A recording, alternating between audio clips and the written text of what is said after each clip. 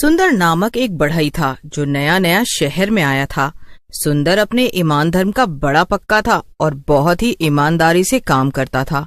शहर आने के बाद उसे कई सारे बढ़ई मिले थे जो कि उसे सिखाते थे कि कैसे थोड़ा बहुत हेरा फेरी करके वो ज्यादा पैसे कमा सकता है। लेकिन सुंदर सीधे रास्ते से पैसा कमाना ही सही समझता था। एक दिन सुंदर अपनी दुकान पे काम कर रहा था कि तभी वहाँ कुछ लोग बड़ी गाड़ी लेकर आए। गाड़ी में से एक आदमी निकला जो सूट बूट पहन कर आया था। उसके साथ में 2 और कर्मचारी भी थे। क्यों भाई, यहाँ तुम्हें पहले तो कभी नहीं देखा, नए आए हो क्या? जी साहब, हमारा गांव यहाँ से बहुत दूर है और हम वहीं से आए हैं यहाँ पर काम करने के लिए। ठीक है, ये हमारे मालिक है। ये पास में ही एक नया पार्क बनवाने जा रहे हैं, तो उस पार्क में जितनी भी बेंच होगी वो हमें लकड़ी की बनवानी है और पार्क के झूले भी बनवाने हैं। तो तुम बताओ, हमारे लिए काम करोगे? जी साहब, जी जी बिल्कुल। ये तो आपका बड़प्पन है कि आप मुझसे इतने बड़े पार्क का काम करवाएंगे। हाँ ठीक है, हम तुम्हें काम तो दे रहे हैं, मगर ध्यान रहे कोई भी लापरवाही नहीं होनी चाहिए। और हाँ, पार्क बनवाने के लिए जो भी सामान की जरूरत पड़ेगी वो हम भिजवा देंगे। जी ठीक है साहब। और हाँ, कोई भी कमी नहीं आएगी काम में, आप बेफिक्र रहिए। फिर अगले ही दिन से सुंदर पार्क के काम में लग जाता है। उसके लिए एकदम से इतना बड़ा काम मिलना तो मानो किस्मत के खुल जाने जैसा था। उसे ये उम्मीद हो गई थी कि अब उसे अच्छा काम मिलता रहेगा। वो पार्क के लिए बेंचें बना रहा था कि तभी उसे नजर आया कि बेंच बनाने वाली लकड़ी में दीमक लगी हुई है। अरे ये क्या, इन लकड़ियों में तो दीमक लगी हुई है। लगता है इन लोगों ने ध्यान नहीं दिया और गलती से ये दीमक वाली लकड़ी आ गई। चलो मैं अभी चलकर बता देता हूँ। सुंदर पार्क के मालिक के कर्मचारियों के पास गया और उनसे बोला, अरे भाई देखिए, आप लोगों से जरा सी गलती हो गई है। आपने ये जो लकड़ी भिजवाई है ना बेंच बनाने के लिए, इसमें तो दीमक लगी हुई है। हाँ तो हम क्या करें? ये आप कैसी बातें कर रहे हैं? अगर लकड़ी खराब है तो हम उसका इस्तेमाल नहीं कर सकते हैं ना, हमें लकड़ी बदलनी पड़ेगी। अच्छा, और वो भला क्यों? अरे अगर इस खराब लकड़ी से बेंच बनाई तो उसके टूट जाने का खतरा हमेशा बना रहेगा। इससे लोगों को चोट भी लग सकती है। अरे भाई, ऐसा जरूरी तो नहीं है ना कि लकड़ी टूट ही जाए और किसी को चोट लग ही जाए। अरे हमारे घरों में भी तो लकड़ी का फर्नीचर रहता है और उसमें भी कई बार दीमक लग जाती है, तो क्या इससे किसी को चोट लगती है? अरे पर देखो, ये परवर मत करो। अगर तुम्हें काम नहीं करना है तो हमें बता दो, हम किसी और को काम दे देंगे। अरे नहीं नहीं, किसी और को क्यों दे देंगे, मैं हूं ना, मैं ही करूंगा। हाँ तो जाओ और करो ना, यहाँ पर खड़े खड़े समय क्यों बर्बाद कर रहे हो? देखो, ये पार्क का काम जल्दी से जल्दी खत्म हो जाना चाहिए, क्योंकि हमारे मालिक को विदेश निकलना है और वो चाहते हैं कि पार्क का उद्घाटन करके ही वो विदेश जाएं। अच्छा ठीक है। सुंदर वापस से अपना काम करने में लग गया। अगले दिन से किसी न किसी चीज में कोई न कोई कमी जरूर निकल रही थी और अब ये बात आम ही हो गई थी। सुंदर कई बार तो कर्मचारियों को टोक देता था, लेकिन उनके जवाब सुनकर वो खुद ही समझ जाता था। उसे भी शहर आए अभी कुछ ही वक्त हुआ था और उसे पैसे की जरूरत भी थी, इसलिए वो ज्यादा कुछ बोले बिना चुपचाप अपना काम कर रहा था। ये शहर के लोग भी ना कैसे कैसे होते हैं, एक पार्क बनाने के काम में भी इतनी मिलावट और गड़बड़ी कर रहे हैं। न जाने इनका क्या होगा। खैर, मैं इस बार तो ये काम कर दे रहा हूँ, लेकिन आगे से कभी भी ऐसे किसी काम को हाथ में नहीं लूंगा। कुछ दिन बीत जाते हैं और सारी बेंच बनकर तैयार हो जाती है। अब सुंदर को पार्क में लगने वाले झूले लगाने थे, लेकिन जब सुंदर झूले बनाने के लिए पार्क में पहुंचा तब उसने देखा कि झूलों में लगने वाला सामान तो और भी ज्यादा खराब था। अरे ये सब क्या है? ये सामान तो बहुत ही घटिया क्वालिटी का सामान है। ये लोहा तो एकदम जंग खाया हुआ है और इससे तो लोगों के गिरने का खतरा बहुत ज्यादा है। और अगर किसी को इस लोहे से चोट लग गई तो उसे भी बहुत दिक्कत होगी। नहीं नहीं, अब मैं इतना गलत काम तो नहीं कर सकता हूँ। सुंदर तुरंत सामान की शिकायत करने जाता है और आज इत्तेफाक से पार्क बनवाने वाला मालिक आदमी भी वहाँ आया हुआ था। उसका नाम ब्रजेश था। साहब, अच्छा हुआ आप खुद आ गए। मैं आपको बहुत जरूरी बात बताना चाहता हूँ। ये लोग पार्क में लगाने के लिए बहुत ही खराब सामान लेकर आए हैं। ऐसे तो लोगों की जान को भी बहुत ज्यादा अरे ब्रजेश, क्या तुम भी? तुम्हें सामान से इतना लगाव क्यों है? अरे तुम्हारा काम है झूले और बेंच बनाना। अब उसमें कौन बैठता है और कौन गिरता है उससे तुम्हें क्या लेना देना है? तुम अपने काम पे ध्यान दो ना। नहीं, मेरा भी एक परिवार है, बच्चे हैं, और अगर मैं किसी और के बच्चों को तकलीफ पहुंचाऊंगा तो भला मैं कैसे खुश रह पाऊंगा? मुझे ये सब नहीं करना है। अब आपको जिससे काम करवाना है करवा लीजिए, मगर याद रहे इस पार्क में आने वाले हर एक इंसान को मैं बता दूंगा कि कैसे अंदर उन्हें खतरा है। फिर अपने आप ये पार्क बंद हो जाएगा। 2 टके का बढ़ई, तेरी इतनी मजाल, तू मेरे पार्क को बंद करवाएगा? तुझे तो मैं जिंदा नहीं छोड़ूंगा। इतना कहकर ब्रजेश सुंदर के सर पर पास में ही पड़े लोहे की रॉड से वार कर देता है। सुंदर जमीन पर गिर जाता है और उसके सर से बहुत ज्यादा खून आने लगता है। अरे मालिक, ये क्या? आपने तो इसे बहुत जोर से मार दिया। अब क्या करें? इसे अस्पताल ले चलें? नहीं, अब तो वैसे भी इसे काफी तेज लग गई है, इसका बचना वैसे भी मुश्किल ही है। तो अब इसे यहाँ से अस्पताल तक ले जाकर और तकलीफ क्यों दे? जब इसे मरना ही है तो यहीं पर मर जाने दो ना। ब्रजेश की बात सुनकर सभी कर्मचारी हैरान हो जाते हैं और एक दूसरे को देखने लगते हैं। चलो चलो, जरा जल्दी करो, मेरे पास ज्यादा टाइम नहीं है। अरे ये इतना बड़ा पार्क है, यहीं कहीं से अच्छी सी जगह देखकर दफना दो। ब्रजेश ने जैसा कहा उसके कर्मचारियों ने वैसा ही किया और सुंदर को पार्क में ही दफना दिया। इसके बाद वो सब वहाँ से चले गए और सुंदर एक डरावने भूत में बदल गया। वो अपनी हालत देखकर रोने लगा। ये सब क्या हो गया? इन लोगों ने तो मुझे मार डाला, अब मेरे परिवार का क्या होगा? नहीं, मैं इनमें से एक को भी नहीं छोड़ूंगा, सबसे बदला लूंगा। और ये पार्क, इसे तो मैं कभी खुलने नहीं दूंगा। इस पार्क में अब मौत का साया रहेगा और यहाँ कोई भी नहीं आ पाएगा। पार्क का मालिक कुछ ही दिनों में दूसरे बढ़ई से झूले बनवाकर पार्क में लगवा देता है। आखिरकार वो दिन भी आ जाता है जिस दिन पार्क के खुलने का समय तय हुआ था। लेकिन सुंदर के भूत ने ठान लिया था कि वो पार्क में किसी को भी आने नहीं देगा। जैसे ही पार्क खुला, कुछ बच्चे वहाँ पर खेलने आए। सुंदर अचानक से एक झूले पर जाकर बैठ गया और झूला झूलने लगा। उसे देखकर बच्चे डर गए। सभी बच्चे डर के मारे पार्क छोड़कर भाग गए और अब जो कोई भी पार्क में आता, सुंदर उसे डरा धमकाकर भगा देता। लेकिन सुंदर का असली मकसद तो कुछ और ही था। 3 दिन हो गए और मैंने अभी तक किसी को भी पार्क में आने नहीं दिया है। लेकिन अभी तक यहाँ पर वो पार्क का मालिक ब्रजेश नहीं आया। मेरा असली मकसद तो उससे बदला लेना है। पता नहीं ये खबर उस तक पहुंची भी है कि नहीं कि इस पार्क में भूत का साया है। सुंदर का भूत खुद से बातें कर ही रहा था कि तभी वहाँ पर वो दोनों कर्मचारी आ गए हैं जो ब्रजेश के लिए काम करते थे।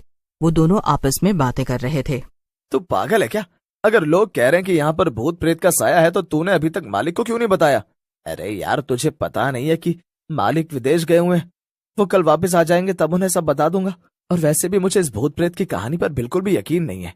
अरे ये सब तो बस कहानियां हैं। अरे नहीं, ऐसा नहीं है। तुझे याद नहीं है क्या कि हमने उस बढ़ई को यहीं पर दफनाया था? हो सकता है कि उसी की आत्मा भटक रही हो। अरे चुप हो जा, मुझे भी अपने साथ साथ डराना बंद कर।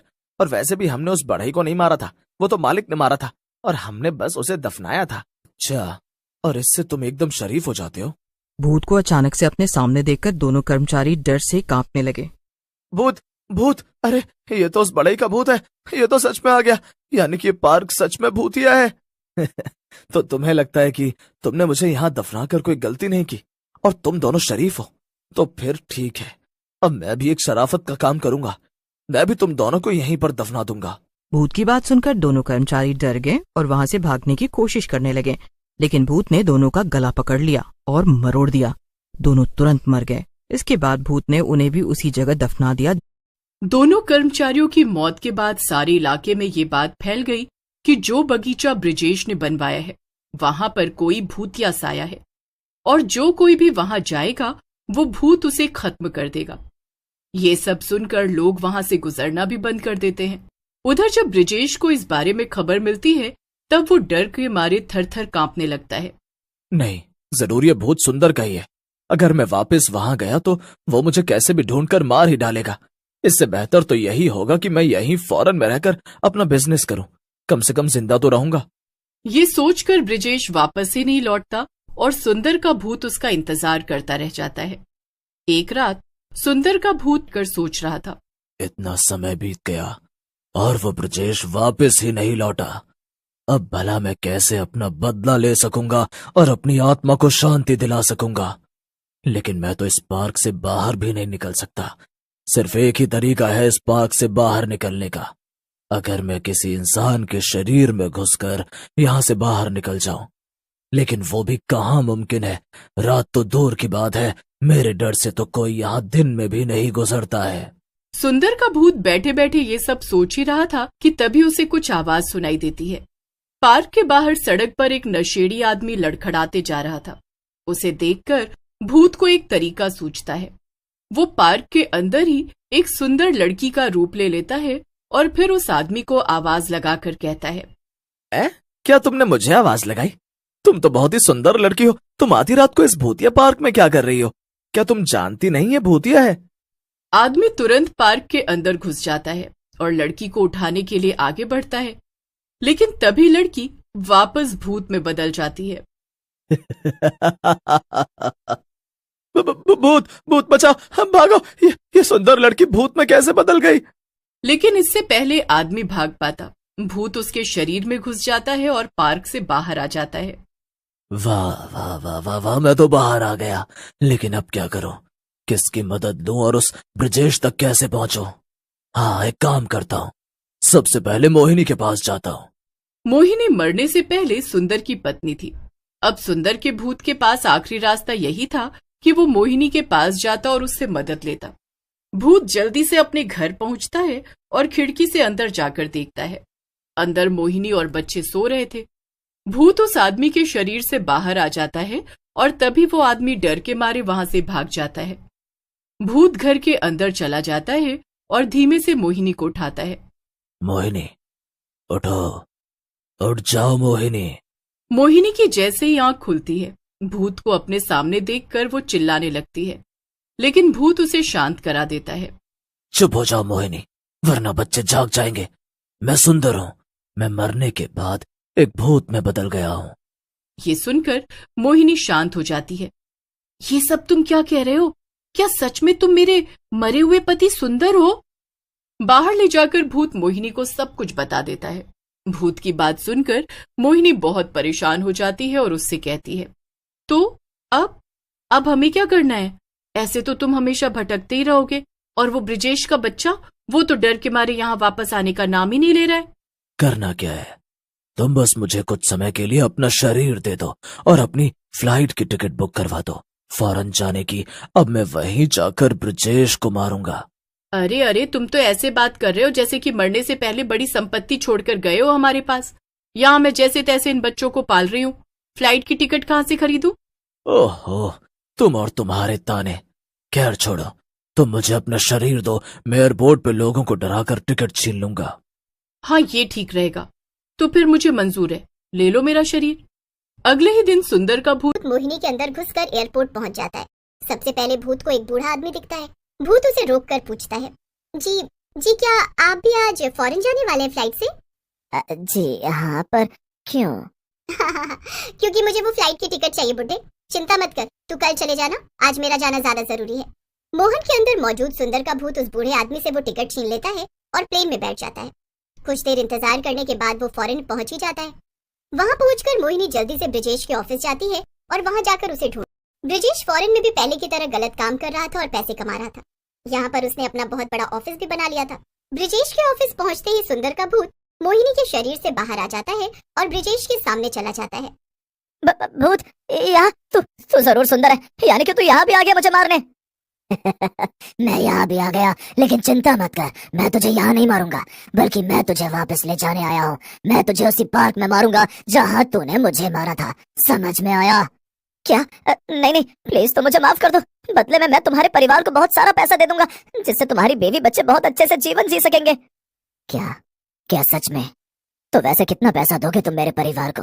अरे जितना तुम कहोगे, 10 लाख 20 लाख, चलो मैं तुम्हारे परिवार को पूरे 50 लाख देने को तैयार हूँ, तुम बस मुझे छोड़ दो। अपने परिवार को इतना सारा पैसा मिलने की बात सुनकर भूत सोच में पड़ जाता है। उसे मोहिनी की कही हुई बात भी याद आ जाती है कि वो कितनी मुश्किल से अपना घर परिवार चला रही है और बच्चों को पढ़ा रही है। वो मन ही मन सोचता है, अगर सच में ऐसा करने से मेरे परिवार को फायदा होगा तो क्या मैं इसे छोड़ दूं? बदले में मुझे बस हमेशा के लिए उस पार्क में कैद होकर ही तो रहना पड़ेगा, लेकिन मोहिनी और मेरे बच्चे खुशी खुशी वहां रह पाएंगे। कि क्या सोच रहे हो तुम? तो क्या मैं ये डील फाइनल समझूं? तो फिर मैं अभी के अभी तुम्हारे बैंक अकाउंट में पैसे भिजवा देता हूँ। हाँ, मुझे मंजूर है, पर मेरी एक शर्त है, तुम्हें मेरे साथ वापस तो चलना ही पड़ेगा। मुझे तुमसे एक बहुत जरूरी काम करवाना है। अच्छा, अब फिर ठीक है, मैं वापस चलूंगा, लेकिन बस तुम मुझे मारना मत। भूत ब्रिजेश को अपने साथ वापस ले आता है। फिर वो मोहिनी को ब्रिजेश से बहुत सारे पैसे भी दिलवा देता है, जिससे मोहिनी अच्छे से रहने लगती है। लेकिन अभी भी एक काम बाकी था। पार्क के लोग अभी भी पार्क को भूतिया ही समझ रहे थे और कोई भी वहां जाने से डर रहा था। साथ ही साथ पार्क के झूले अभी भी खराब थे, अगर कोई वहां जाता भी तो उसे चोट लग जाती। तो अब मैं वापस जा सकता हूँ क्या? मैंने तुम्हारा कहा हुआ सब काम कर दिया है ना, अब मुझे जाने दो, वरना मेरा बहुत बड़ा नुकसान हो जाएगा। नहीं, अभी सारा काम नहीं हुआ है, सबसे जरूरी काम तो अभी बाकी है, और वो है ये पार्क, जिसका काम तुमने शुरू किया था वो अभी भी चालू नहीं हुआ है। इसलिए तुम्हें यहाँ का पहले काम खत्म करना होगा, तभी तुम वापस जा सकते हो। उफ, ये मैं आखिर कहाँ आकर फंस गया हूँ। ये पार्क ठीक करवाने में तो बड़ा समय लग जाएगा। अब ये भूत तो मुझसे अपनी मनमानी करा रहा है। अगर अब मैं एक और दिन भी यहाँ रुक गया तो मेरी इतनी बड़ी डील मिस हो जाएगी। अरे क्या बड़बड़ा रहे हो तुम? क्या तुम ये काम नहीं करोगे? अरे नहीं नहीं, मैं भला आपको मना कैसे कर सकता हूँ। मैं ये काम करवा दूंगा, लेकिन अभी मुझे जाना ही होगा। अगर तुम चाहो तो मैं इस काम के लिए अपने कुछ आदमी भेज देता हूँ, वो यहाँ आकर सब संभाल लेंगे। लेकिन मेरा जाना बहुत जरूरी है। क्या? क्यों, ऐसा भी क्या काम है तुम्हें वहाँ फॉरेन में जो तुम्हारा जाना इतना जरूरी है? अरे वो फॉरेन में मैंने एक बहुत बड़ा हॉस्पिटल बनवाने के लिए डील साइन की है। वहाँ मैं आधे दाम पे हॉस्पिटल बनवा दूंगा, जिससे मेरा और सबका बड़ा फायदा होगा। क्या? मगर ऐसा कैसे? आधे दामों में हॉस्पिटल बनवाने से तो तुम्हारा नुकसान होगा ना। अरे नहीं नहीं, मेरा तो फायदा ही फायदा है। मैं यहाँ से झोला छाप डॉक्टर ले जाऊंगा और वहाँ के लोग आकर उनसे महंगा महंगा इलाज करवाएंगे। साथ ही साथ मैं हॉस्पिटल को बनाने में सस्ता सामान इस्तेमाल करूंगा। क्या? तो ये है तुम्हारा प्लान? हाँ चलो, अब मैं चलता हूँ, और पार्क सही करवाने के लिए मैं किसी को भेज दूंगा। इतना कुछ हो जाने के बाद भी तुझे अक्ल नहीं आई ब्रजेश के बच्चे? अभी भी तेरा लालच तेरे सर पर चढ़ा हुआ है। तेरी वजह से मेरी जान गई, और तू यहाँ पार्क बनवा कर न जाने कितने ही लोगों को नुकसान पहुंचाना चाहता था। जब मैंने तुझे यहाँ से डरा कर भगा दिया, तो अब तो दूसरी जगह जाकर लोगों को नुकसान पहुंचाना चाहता है। तेरे जैसे इंसान कभी नहीं सुधर सकते। तेरी तो बस एक ही सजा है, मौत। भूत ने गुस्से में ब्रिजेश की गर्दन पकड़ ली और उसे हवा में उड़ा दिया। अरे अरे बाप रे, वो तो मैं मजाक कर रहा था। मुझे माफ कर दो, छोड़ दो मुझे, इस बार छोड़ दो। आइंदा ऐसी गलती कभी नहीं करूंगा। ब्रिजेश बहुत माफी मांगता है, लेकिन भूत इस बार उसकी एक भी नहीं सुनता है और उसका गला दबाकर उसे मार देता है। कितना पापी इंसान था ये। अब इसके मरने से न जाने कितने ही लोगों की जान बच जाएगी। ब्रिजेश के मरते ही सुंदर का भूत भी गायब हो जाता है, क्योंकि अब अपना बदला लेने के बाद उसकी आत्मा को भी शांति मिल